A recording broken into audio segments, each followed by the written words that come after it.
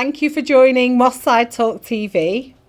Today's programme is one of the celebration of female empowerment, understanding what it takes to be a part of your community and to be able to have families and homes flourishing in our personal environments, in our spaces. Today we have Jackie, the founder of Women of Worth, joining us. Founded in 2017, but actually there's 10 years prior to that built up to the Women of Worth becoming an established organisation. Jackie, really nice to meet you. Hi. Hi. Thanks for having me. It's an absolute pleasure. I've also had the privilege of meeting you previously and understanding a bit more about what it is that you do. I'd like to start off with that incredible background of community involvement, community work that you've done. Could you just tell us a bit more about that? So yeah, I've been a youth and community worker in Manchester for, goodness me, about 30, maybe 40 years. God, that sounds long when you say it. But yeah, I went to uni and by chance kind of thing, and just sort of fell into youth work. I used to wag school, actually. I'm not condoning that for anybody, but I used to wag school, and we'd end up in a place called the Hideaway Youth Project. And so we'd go there, we'd playing pool, table tennis, and like some meeting other people. And then a course came up to do the youth work course, and a few of my colleagues who I work well with now, Irvin and Billy, and that, they went and did that access course, and we did the following year, and that's how I got into youth work. That's fantastic. I mean, just going back, so you truant from school, but there was an environment you could go to where you felt safe. Absolutely. Yeah. And you were able to stay supervised, semi-supervised. We were, yeah. How important is this involvement of community work and community presence and environments that are designed for exactly this reason? It is so important because we've all seen what's happening now, and they've taken all the youth facilities away, and it's almost like everyone's gone crazy. And it was just nice to know that you had that hub where you could go, you could meet people. It was non-judgmental. The staff were great. You know, you could get a cup of chocolate, you could play pool, you could learn a new skill. It was just a safe space to be, and everyone wanted to be there. It was a place to be.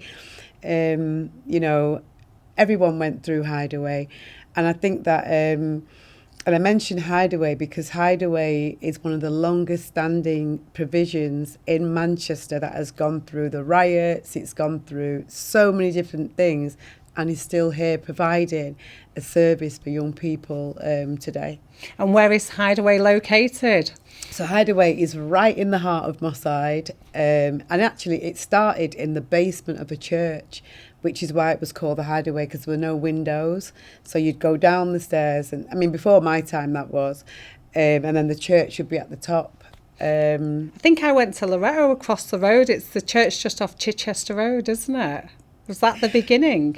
No, so the actual building where you were in the other day, that is the actual Hideaway, so on Quinney Crescent. Right. But it's just kind of changed its format. We've added it. They've got a new day room, you know, with the windows in, Okay. and, you know, it's all changed. But prior to that, it was just, when it moved upstairs, it was a big square building with no windows to maintain that thing of privacy and the Hideaway kind of right. thing. Yeah. And the expansion speaks for itself as well. Absolutely. So there's been, I'm guessing, a lot of campaigning for that investment to expand on that project. And when you say longer standing, you know, how many others have you seen close in the time 40 years of experience? Quite a few. So there would have been things like Manley Park. There was Proctor's, which was an active youth provision. Proctor's still stands, but it doesn't really offer that service to young people. In fact, I think Hideaway are now going to be offering some services from Proctor's to bring that back to that side of the community.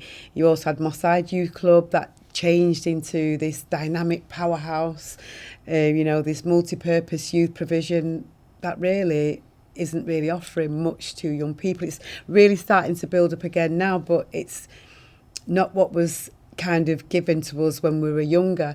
And I know things change and needs change. However, the Hideaway has been able to maintain itself, offering that same level of support and service throughout the decades, which is not something you can say about the other provisions.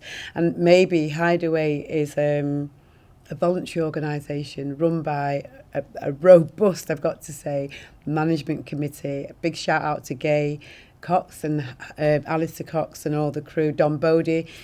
They were a part of the church and they leased the building to the youth projects, but they were on the management committee and they ran a tight ship. This is community work at its best. Yeah. This is an organisation that, like you say, it's functioned longest serving provision for children to feel safe in a space. To be able to hide away, you know, that's fabulous commitment. And for anybody who's listening to us, when it comes to community work, which is clearly what's driven this passion, because we're going to come on to Women of Worth very soon, what would you say to them to encourage them if they're not already involved in their community? What does it bring to you? It gives a sense of purpose, a sense of belonging. And I feel that if communities work together, then you're looking after each other from the cradle to the grave, if you like. You know, so when we were kind of growing up within the youth club, you saw someone's mum struggling with a shopping bags, a shopping trolley, it would be the norm for you to go and get them bags or to help that mum get home, or, you know, if somebody's child was out at a certain time of night, what are you doing here? Did your parents know you're here? Right, got on the phone, I've got such and such here. You know, so it gives that sense of belonging, that sense of purpose, sense of who we are. And one of the things that I kind of remember is that we used to get a lot of people, I'd say sometimes we're just trying to boost their career. They'd come into Moss Side and they'd come into the area and do a little bit of work and then they'd leave. And this happened all the time. And it was people, we were almost like goldfish in a bowl. And, you know, oh, I've worked in Moss Side. Oh, jolly good. You could now be the head of this, or great.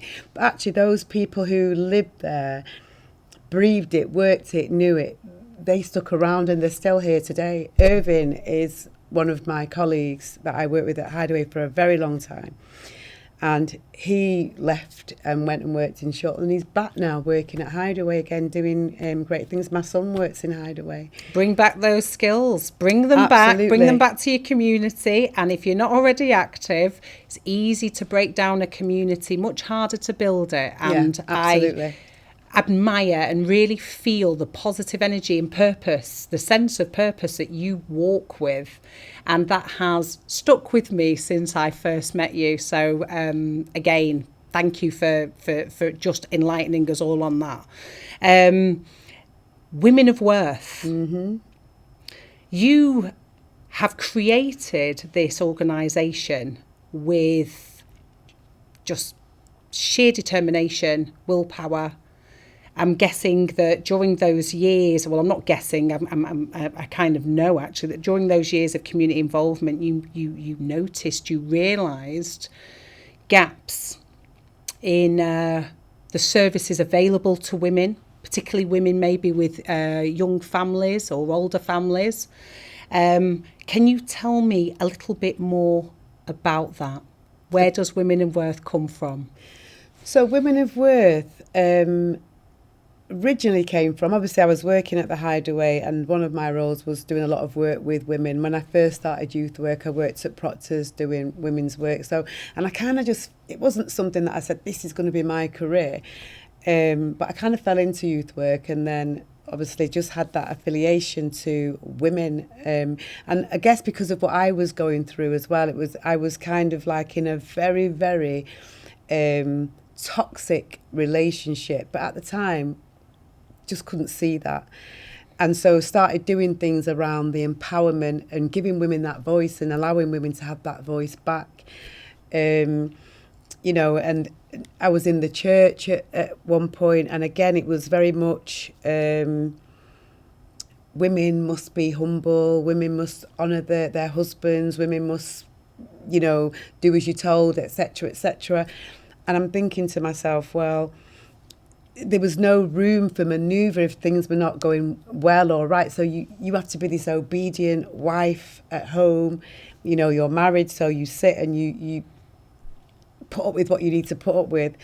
But I thought that's not right. So I used to do a lot of events around just getting women together, basically. First and foremost, it was bringing women together and just celebrating who we were. We'd have food, we'd have entertainment, and just celebrating womanhood. And then probably about 10 years down the line, I'd done a lot of work as well with another passion of mine, which was young black boys and the education system. Because at that time, young boys were being excluded left, right and centre from it was a joke. Nothing's changed too much these days. It's just that it's done a little bit differently. But at that time, it was very much in your face, children being excluded. My own son was threatened with exclusion from school. And I remember I was called into a meeting at school, given very little notice to arrive at that meeting, and had to quickly galvanise, call upon some of the people that I knew in the community to come with me. I remember my friend Marion Williams, that's Irving's sister. I dressed her up. I said, right, we'll make up this organisation, the Black Something organisation, and you're representing me for that. My mum was a school governor in Trafford, so I said, Mum, you can come, you're the school governor, but they won't know that you're my mum.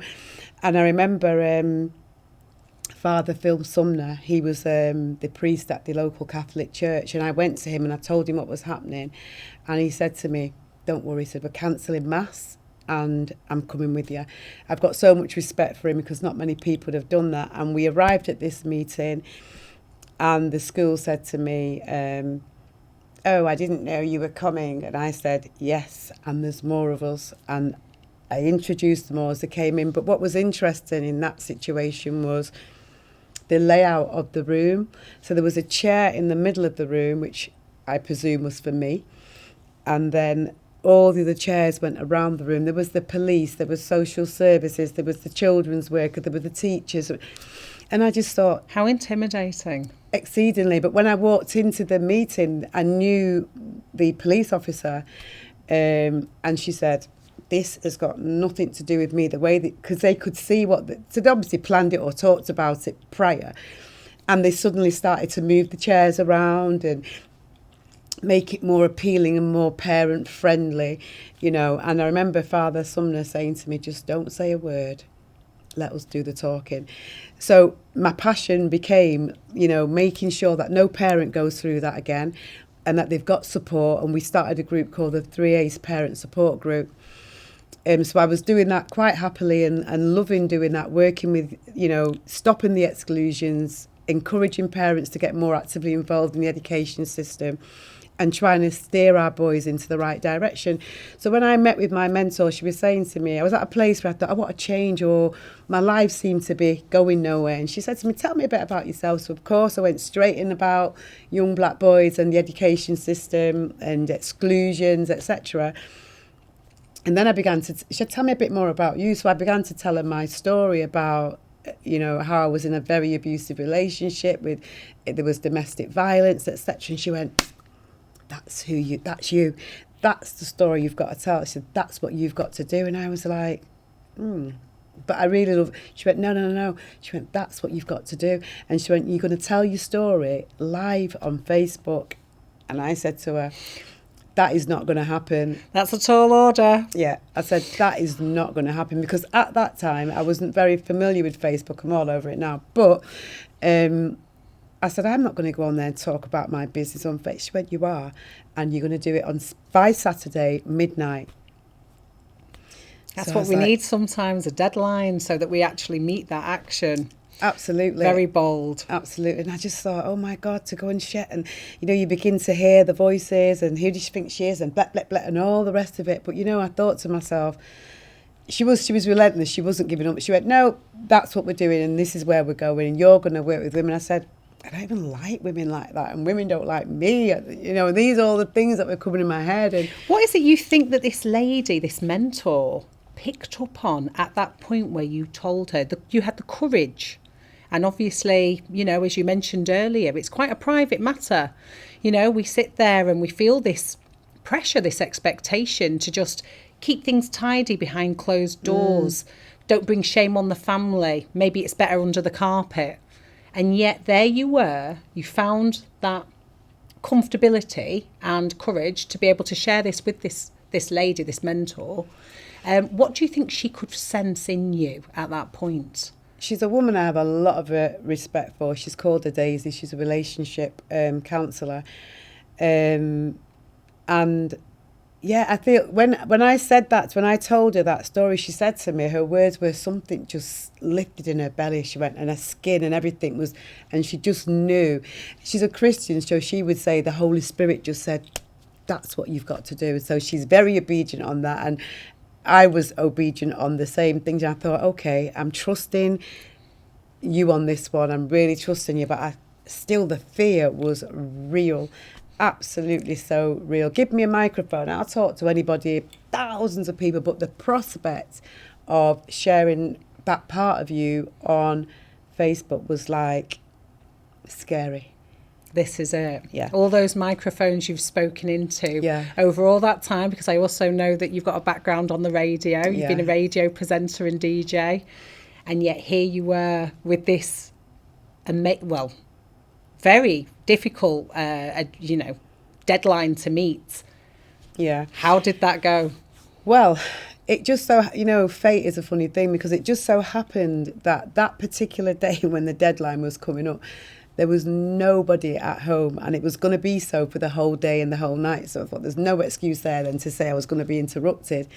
And I remember running around to different rooms. I thought, right, okay, sit here and just... And there was a lady in Liverpool, and I remember she said to me, just talk and it will happen, just talk and don't be afraid. And I thought, right, okay. So I had my phone and my hands were like that, and I so then I went to another room. I thought maybe it's the room. I went and sat in the bathroom, and I thought, right, okay. And I was supposed to have been going out with my sister that night. I thought, you need to hurry up because you're going out. I went to the bedroom and I sat down. I went everywhere, in every room, and I just couldn't talk about it. And we're talking about something that had happened maybe 17, 18 years ago. And then I went into my daughter's room, and it sounds really silly. I went into my daughter's room and she had a teddy bear on the bed. So I held the teddy bear and I got the phone. I thought, it was 5 to 12. And I thought, Daisy's going to kill you. She said, you need to get this done. And she'd be waiting. She's going to be watching. And I know. And she texted me, I think, in between. I thought, right, okay. I just went click and started talking.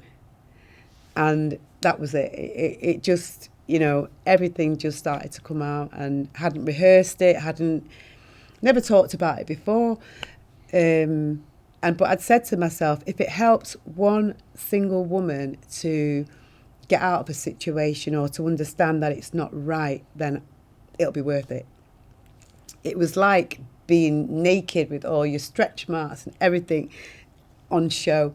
That's what it felt like, But then when I got talking, and it was Claire from Liverpool, thank you, Claire, I just carried on talking and just getting it out. And then towards the end, and what was encouraging as well was there were people just love hearts and thumbs ups and messages, which I couldn't see till after. But towards the end, I got a bit emotional. And I said to myself, wow, where did that come from? This was afterwards. I was questioning. I thought, where the hell did that come from? Because I'd got on with life. This we're talking about 17, 18 years ago.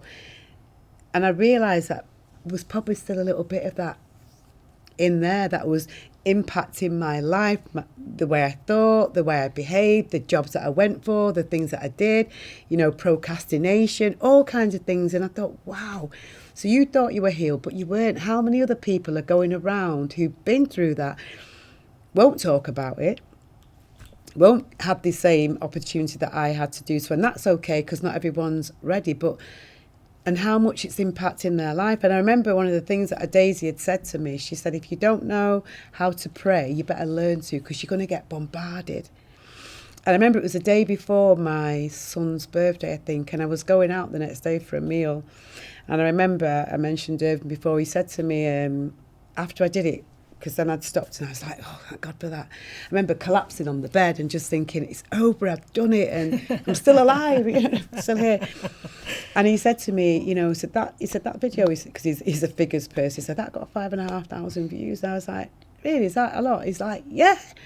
And I was like, wow. And then I began to remember what Daisy was saying, you're going to get a lot of people. And it was really bizarre, because sometimes I'd go out, I could be at a funeral, I could be somewhere, there'd be somebody coming over and saying, thank you for doing that, and shaking my hand and blah. And I thought, it's not because I did anything great. I think for me, it was what they were saying was, you're allowing me to get in touch with what happened to me, and I had one person, why have you chose to do that now? And I thought, well, because I can. And again, in my head, I'm thinking, I started to remember things. That's because you've been through that, and it's uncomfortable for you. But I had to do what was right for me, and just get it out there. And getting it out there, I feel, was a release and the beginning of Women of Worth. And a couple of women contacted me directly, and we decided to hold a meeting at the church hall, and quite a few women turned up, and we just shared our experiences. And at that point, one of the things that I kind of said was, if we were going to form a group, I didn't want it to be about what we've actually been through, because that's not who we are. What I went through then is not who I am now. But I've grown as a person, and there's still more growing to do, there's still more healing to do. But we didn't want to focus on that, because that can be, it's quite heavy. Mm-hmm. And, there'll be sessions where we can look at that, but that's not going to be the primary focus. I mean, thank you for sharing the vulnerability, and along with the courage that it took for you to give that message out there.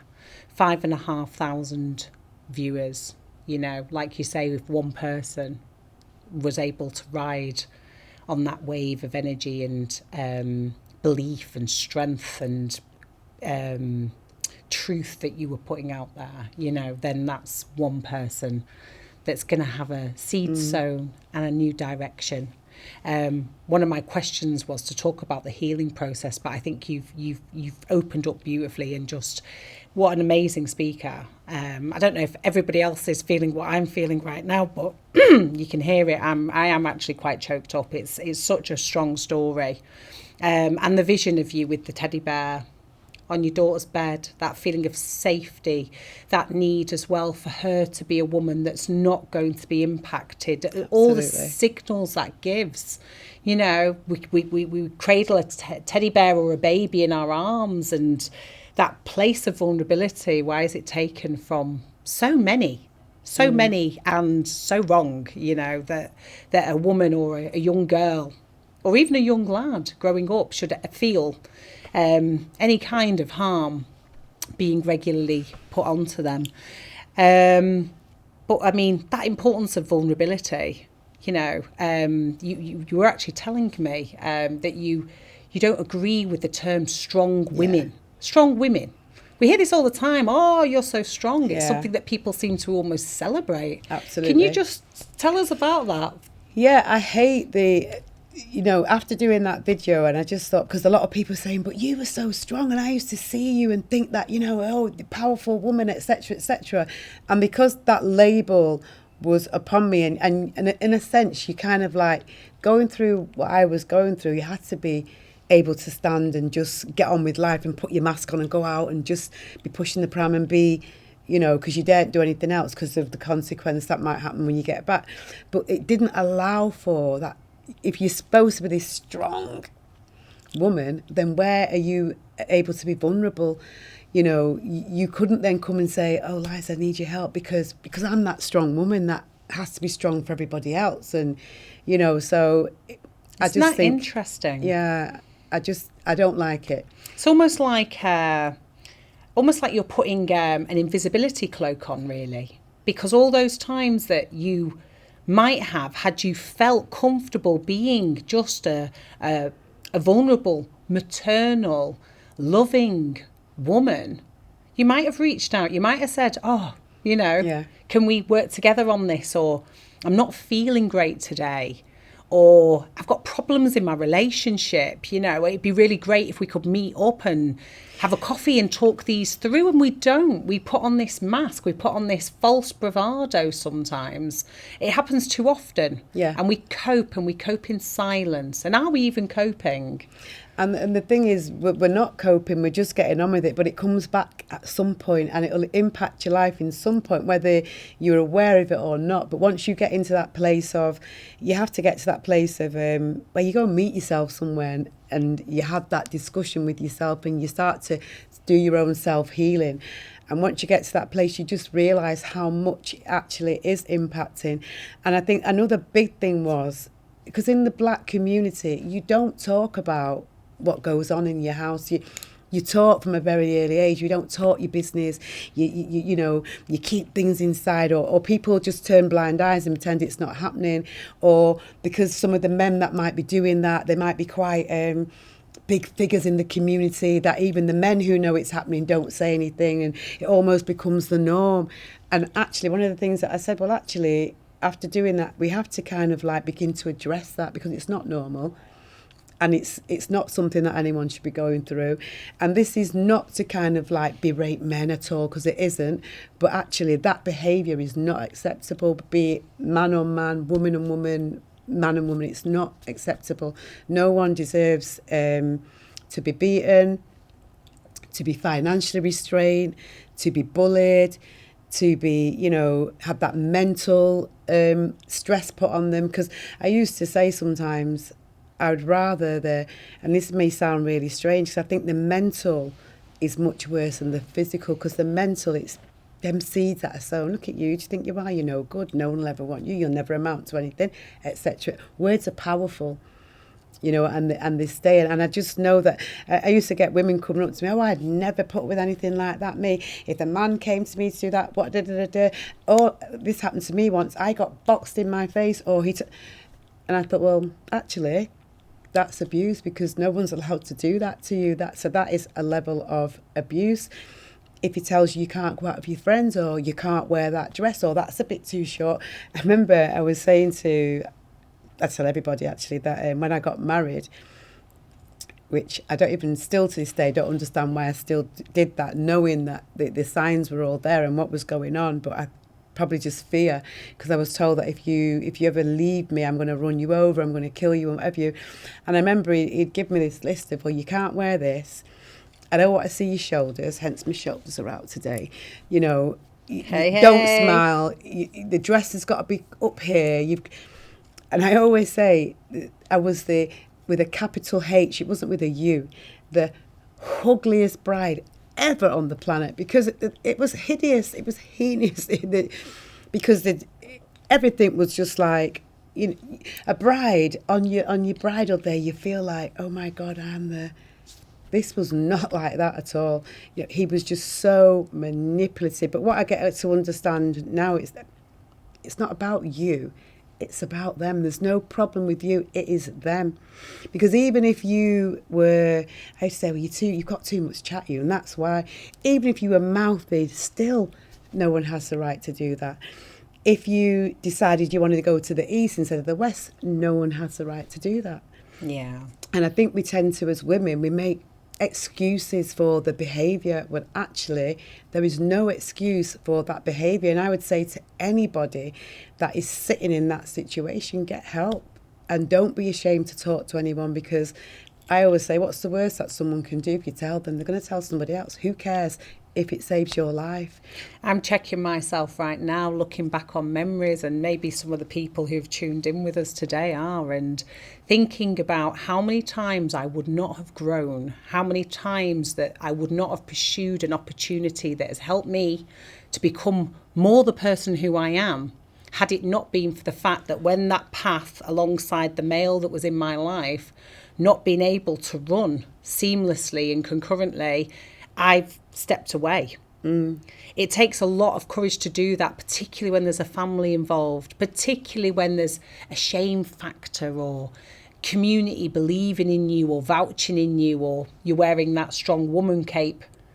But actually, you're quite right. I mean, you know, I hear it, I feel it. It really is about having that strength to recognise those signs early on for both you and him, because he doesn't want to be that person either. We'd like to think, well, let's hope, you know. And then the idea is that we recognise those signs and we have to walk away. But to deal with that level of intimidation and threat to the point where your own wedding day, that beautiful bride, and all of that offering of health and peace and love and giving, you know, that lady is attached to as she walks down that aisle, and you felt ugly. With a H. I love yeah, that. That's a new Ugly, word, yeah. Hideous, ugly, yeah. Yeah. Oh, what a vision. And, you know, that's impactful for me. It really is. For somebody to actually list the things you can't do. Yeah. To list them to you.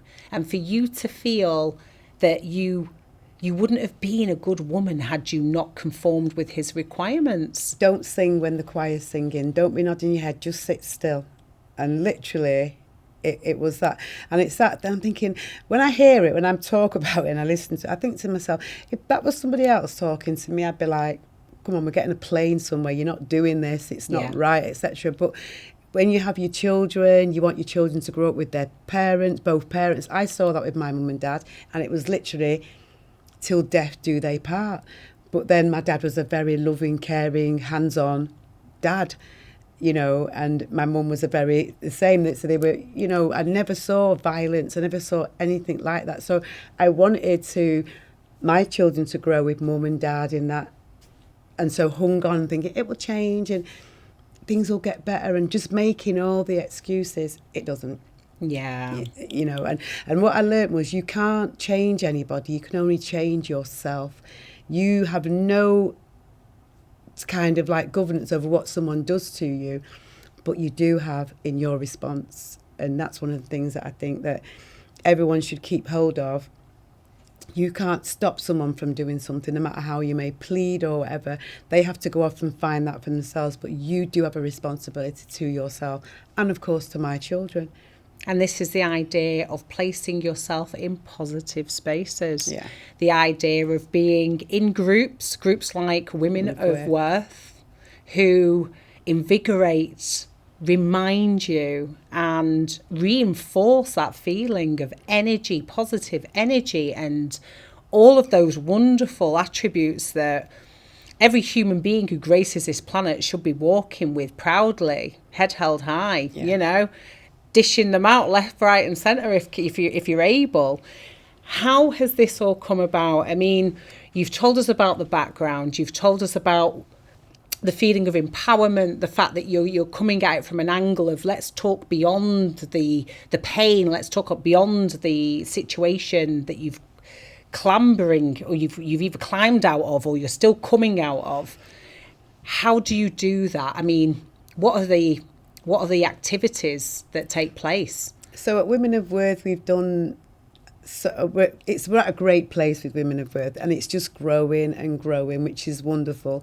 So we just like to bring women into that space, and you know, it could be we might have residentials or a spa break. So we've took women on spa breaks because nice. Very often, as a woman, you're a sister, you're a friend, you're a mother, you're an aunt, you're a grandma, you're a partner, but you don't have that time for you. And I can think the number of times I've gone out to buy something for myself and then end up buying something for the children instead of for somebody else. You always put yourself last. So we kind of encourage women in that space to be first.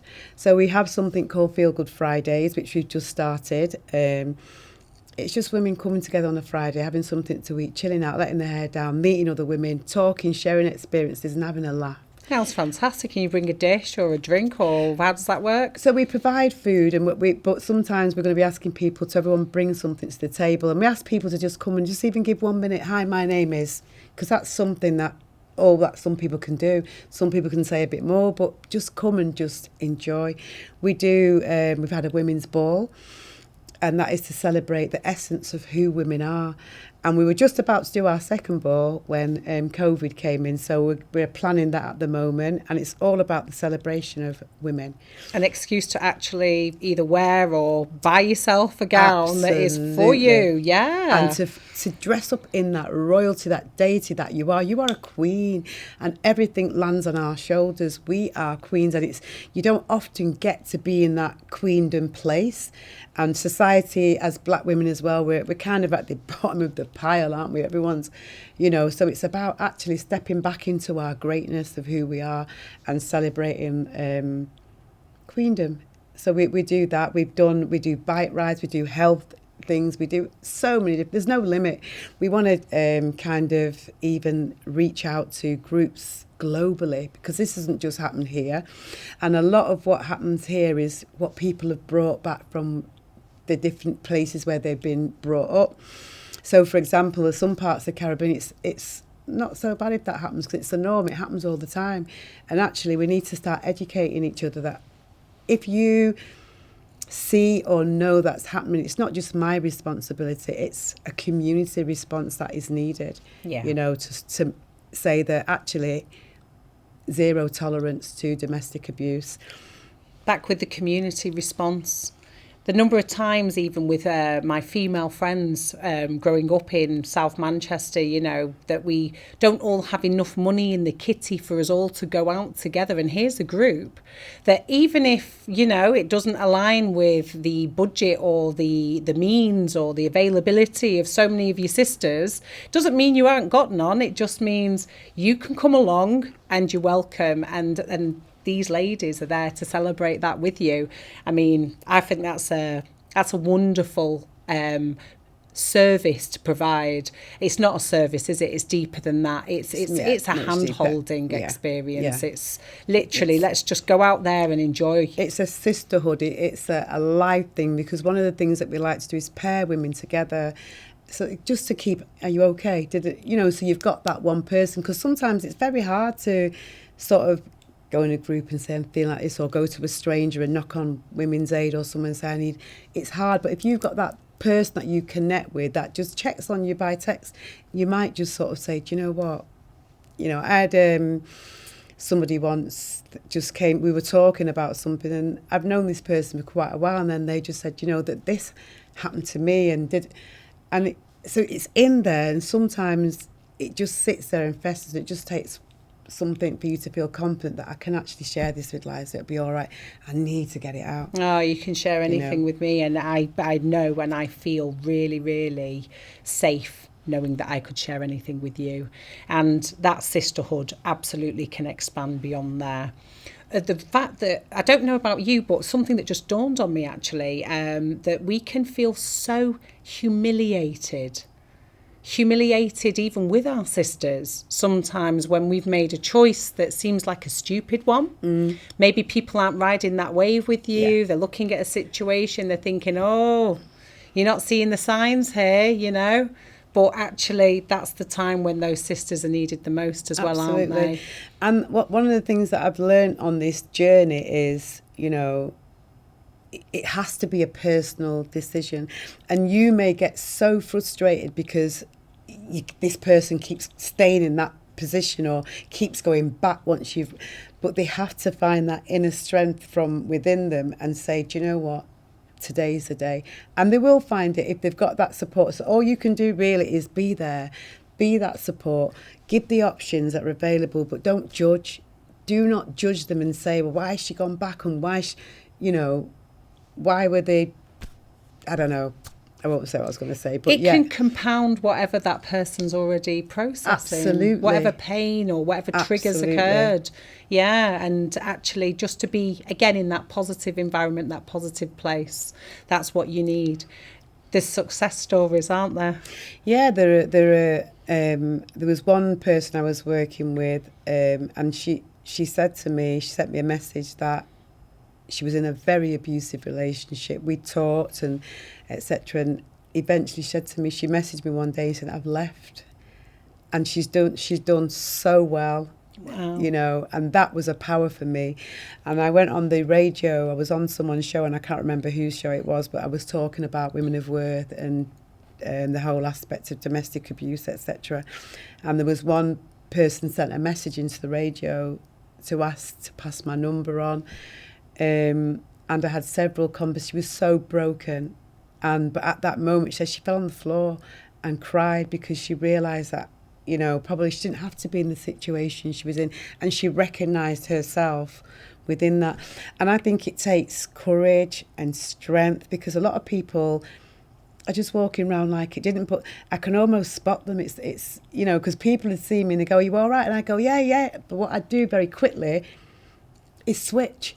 And so then you've asked me, am I all right? And I say, yeah, what about you? And before you know it, I'm counselling you, and then, right, see you again, and I'm gone before you could even get in and even ask me anything. So I can spot that in a woman just like that. That's an interesting thought. That's a really interesting thought. So somebody who's going through domestic abuse, male or female, you might find that they're very quickly going to hand you back that spotlight. Absolutely. You've asked me a question. I don't want that spotlight. Switch. Yeah, because you might trigger my emotions right now. I might be very thin at this moment in time. And loads of times that was the case. But it's just quickly turn it around. Get that lamp off me. Put it back on you. You know. And then we've got them strong people as well. I think that's the other side, isn't it? When you see the strong person and you're thinking, okay, this person really owns it. But what's actually going on sometimes, that can also be a bit of a deterrent for the spotlight not being on them. And one of the things, again, on this journey I've learned is that there's no respect for a person. There's no, what does a person who is going through domestic abuse look like? What is their character? It's across the board. Yeah. I've met some women, and even I've sat there and thought, you. But then I think, slap yourself, because what is you? Who is you? It can happen to anybody. Yeah. You know, and there's no right, there's no wrong. It can happen to anyone. And my message today is, it's not your fault. It's not about you. It's nothing to do with you. Just get yourself safe and find somebody that you can talk to confidently, knowing that you're going to be okay. There is light at the end of that tunnel, because I'd sat down at times and thought the only way out of this is to kill myself. And, you know, I never thought you couldn't see beyond a particular, you know, but yeah. Taking a minute. I remember you saying when we spoke, it was about just getting through that day. Yeah. And what was the option? The option was, if that day didn't work out well, then actually your life was that dispensable that you were willing to give it up. And that is actually something that's I'm not going to cry on camera. I'm going to look at my notes for a moment and pretend that we're going to talk about next steps with women of worth. There's so much to cover. A lot of people avoid accepting the fact that they're financially dependent, or that they're experiencing maybe even oppression in the workplace. Yeah. You know, it's another catalyst that you were saying, you know, can come as a result of a woman. And again, I am going to put in, or a man, but we're focusing very much here on women of worth. Absolutely, because it's, that's the way that we're coming at it. And basically, there's the knock-on effect of people that might take advantage in your broader circle of the stunted coping mechanisms and strategies, like you were saying. You know, you don't realise what those knock-on effects are. So there's so much more yet to discuss, and on how broad the impact of these abusive patterns can take you in your life. If you think, oh, I'm not growing, why aren't I growing? Like you were saying, 18 years on when you shared that video, I didn't realise I was still healing. Yeah. I didn't know there was still pain in there. It brought these emotions up that I'd left for so long. And that's this mentor that's encouraged you.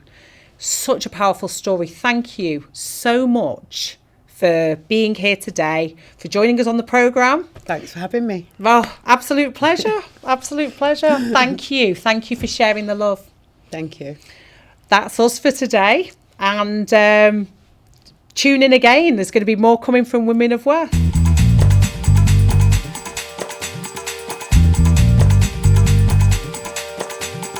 you.